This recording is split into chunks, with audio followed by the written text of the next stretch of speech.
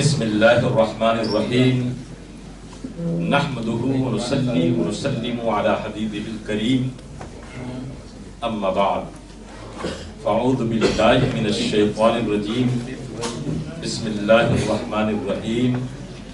وَإِذْ أَخَذَ اللَّهُ مِيثَاقَ النَّبِيِّينَ لَمَا آتَيْتُكُم مِّن كِتَابٍ وَحِكْمَةٍ ثُمَّ جَاءَكُمْ رَسُولٌ مُصَدِّقٌ لِّمَا مَعَكُمْ لَتُؤْمِنُنَّ بِهِ وَلَتَنصُرُنَّهُ آمَنْتُ بِاللَّهِ صدق اللَّهُ الْعَظِيمُ إِنَّ اللَّهَ وَمَلَائِكَتَهُ يُصَلُّونَ عَلَى النَّبِيِّ يَا أَيُّهَا الَّذِينَ آمَنُوا صَلُّوا عَلَيْهِ وَسَلِّمُوا تَسْلِيمًا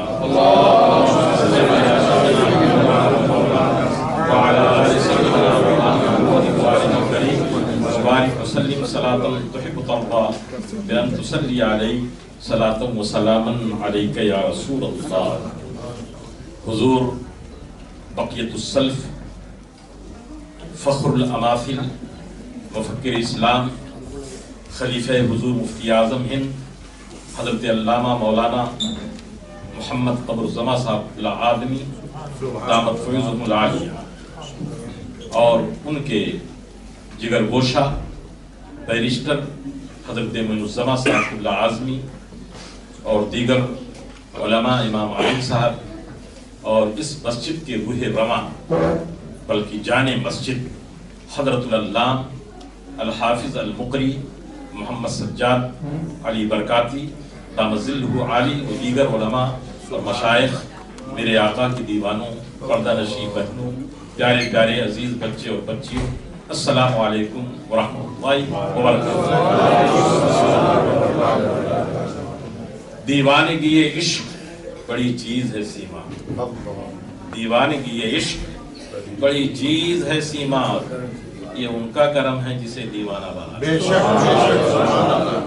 ابھی بہت ہی پرمغز اور ولولہ انگیز خطاب آپ سن رہے تھے اور دل تو چاہ رہا تھا کہ آپ سنتے رہیں۔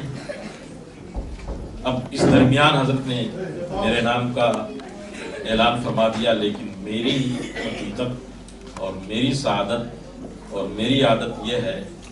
کہ اپنے بزرگوں کے سامنے کچھ کہنا ذرا مناسب ہے۔ میں عرض کروں ہمہ شمہ مجھ جیسے ناچیز کی کیا بات، یہ امر واقعہ ہے، یہ حقیقت ہے کہ حضور بقیت السلف مفکر اسلام کی ذات گرامی عالم اسلام میں وہ عظیم شخصیت ہے۔ اب تو زمانہ جیسے جیسے بڑھ رہا ہے، ہمارے بزرگوں اور ہمارے اساتذہ اور ہمارے دین کا یہ ہے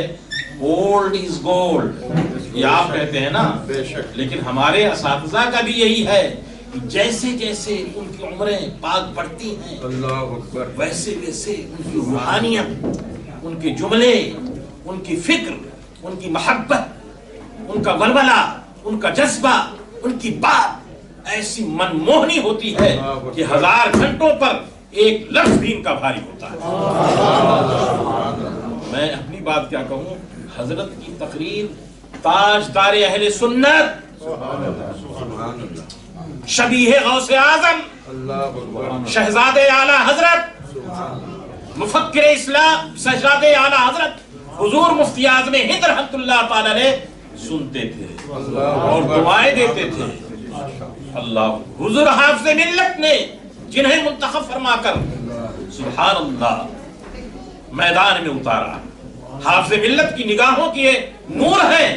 بانی الجامعۃ الاشرفیہ استاد الاساتذہ۔ یہ چند جملے اس لیے مجھے کہنا پڑا کہ دوستو بڑی خوش نصیبی ہے، ان کی بارگاہ کی چند منٹ کی صحبت ہی مل جاؤ اس دور میں تو خدا کی قسم چراغ لے کر کے اب ایسے روئے تابہ نہیں ملتے ہیں دنیا میں۔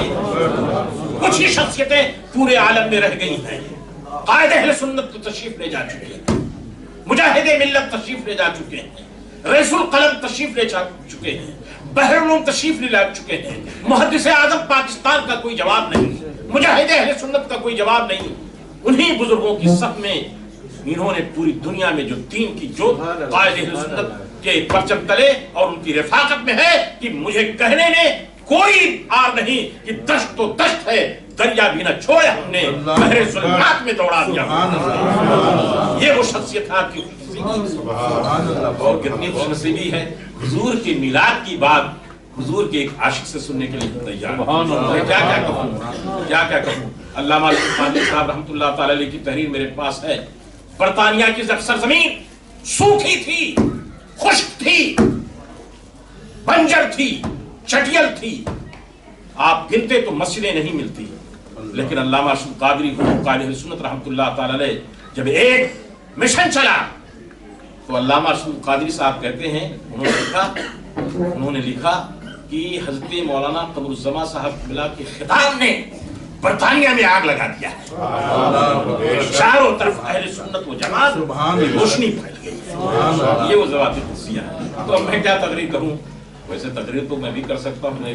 ایک ادنا طالب علم ہوں، لیکن عزیزان ملت اسلامیہ یہ ہے کہ آپ کی خوش نصیبی ہے، اس لیے انہی کلمات کے ساتھ میں آپ کو مبارکباد دے رہا ہوں کہ مسجد فرید الاسلام کے حضرت امام صاحب، جملہ منتظمین، جملہ خادمین اور جملہ متعلقین قابل مبارکباد ہیں کہ میلاد نبوی کا جلسہ ہو رہا ہے، اور اس خطاب کے لیے ہمارے حضرت مفکر اسلام تشریف فرما ہے۔ اللہ حضرت کے سائے رحمت کو ہم پر دراز فرمائے۔ پھر انشاءاللہ کبھی بس ایک جملہ سن لیجئے جو ہمارا ایمان ہے، جس کو کہہ رہے تھے وہ جو نہ تھے تو کچھ نہ تھا، وہ جو نہ تھے تو کچھ نہ تھا، اور وہ جو نہ ہو تو کچھ نہ ہو، اور جان ہے وہ جہان کی، جان ہے تو جہان ہے، اس لیے اس جان جہاں کی بارگاہ میں خراج عقیدت پیش کرنا یہی میلاد النبی ہے۔